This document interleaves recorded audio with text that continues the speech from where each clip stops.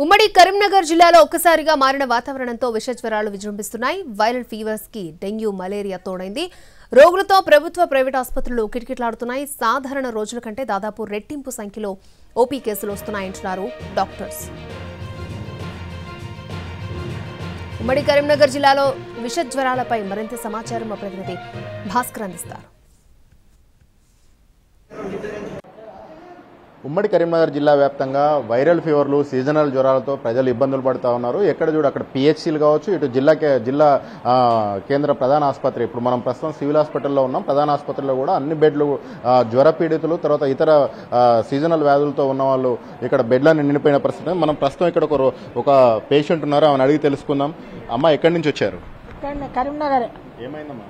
జ్వరం 2-3 రోజులే కానీ ఇలా అడ్మిట్ అయినా. ఏమనిపిస్తుంది? జ్వరం, కాళ్ళు చేతులు నరాలు గుంజుకొస్తాయి. ఇంకా రిపోర్ట్ రాలే. ఇంకో పేషెంట్ ఉన్నారు, ఆవిడని అడిగి తెలుసుకుందాం. అమ్మా, ఎక్కడి నుంచి వచ్చారు? కొక్కిరాంపూర్. ఎన్ని రోజులు అయింది వచ్చి? 10 రోజులు అవుతుంది. 10 రోజులు అయిందా? ఏమైందమ్మా? బాగా ఫీవర్ వచ్చిందని వచ్చినాం. బాగా ఫీవర్ వచ్చింది. ఏమని చెప్పింది ఇక్కడ? అయితే ఫీవర్ వచ్చింది, కాలు చేతులు బాగా గుంజుతుంటే ట్రీట్మెంట్ ఇచ్చారు. ఇప్పుడు తగ్గినాయి, మంచిగానే ఉన్నాయి.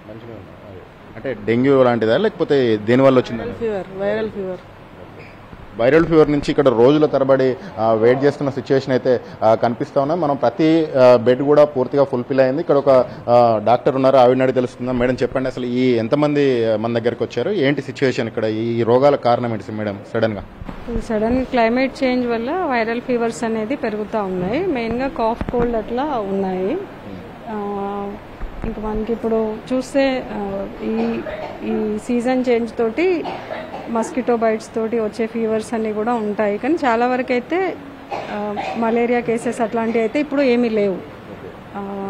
డెంగ్యూ కేసు ఒకటి ఉంది, పేషెంట్ స్టేబుల్గానే ఉన్నారు. ఇప్పుడు మిగతా కామన్ కోల్డ్, కాఫ్ వచ్చే ఫీవర్స్ తోటి అడ్మిట్ అయిన కేసులే ఉన్నాయండి. ఇప్పుడు ఇక్కడ ఆసుపత్రికి సంబంధించి జిల్లా కేంద్ర ప్రధాన ఆసుపత్రికి సంబంధించిన డిప్యూటీ సూపరింటెండెంట్ ఉన్నారు మనతో.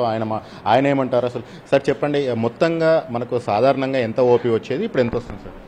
సాధారణంగా ఇది వరకు అయితే మనకి 7 నుంచి 800 వచ్చేది. ఇప్పుడు మనకి వైద్య విధాన పరిషత్ హాస్పిటల్ నుంచి జీజీహెచ్కి మారినాక పేషెంట్ లోడ్ కూడా పెరిగింది. మనకి 1200 నుంచి 1300 వరకు డైలీ ఓపీ వస్తుంది. అంటే ఇప్పుడు సీజనల్ వ్యాధుల వల్ల ఎంత పెరిగిందా ఓపీ? అంతకు ముందు నుంచే పెరిగింది. సీజనల్ వ్యాధుల వల్ల, ఈ వాతావరణ మార్పుల వల్ల కొన్ని ఫీవర్ కేసులు అయితే వస్తున్నాయి, అడ్మిట్ అవుతున్నాయి, డిశ్చార్జ్ అవుతున్నాయి.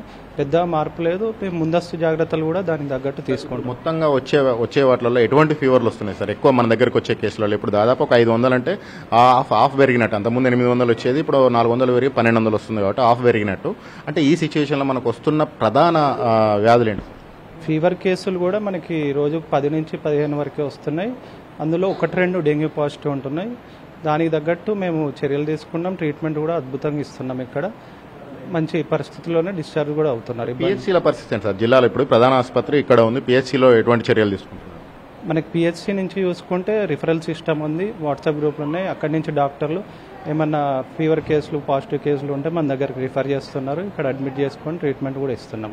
రాబోయే వర్షాకాలం అనేది బాగా, ఇంకా వర్షాలు వస్తాయి అంటే దోమలు కూడా పెరుగుతాయి, ఇతర వ్యాధులు, డయేరియా లాంటివి కూడా వచ్చే అవకాశాలు ఉన్నాయి. వీటికి సంబంధించి మీరు ఎలా సిద్ధంగా ఉన్నారు? ఇక్కడ మనకి 2 వార్డ్స్ ఉన్నాయి, medical wards, male medical wards. దానికి తగ్గట్టు ఇంకా పైన కూడా ఒక 20 బెడ్లు రెడీ చేస్తాము ఆక్సిజన్స్తో. స్పెషల్ ఫీవర్ కోసం ఫీవర్ వార్డు ఒకటి రెడీ కూడా చేస్తాం పైన. రోగులు పెరిగినప్పటికి కూడా, ఇంకా ఓపీ పెరిగినప్పటికి కూడా దానికి సిద్ధంగానే మేము సంసిద్ధమై ఉన్నాం.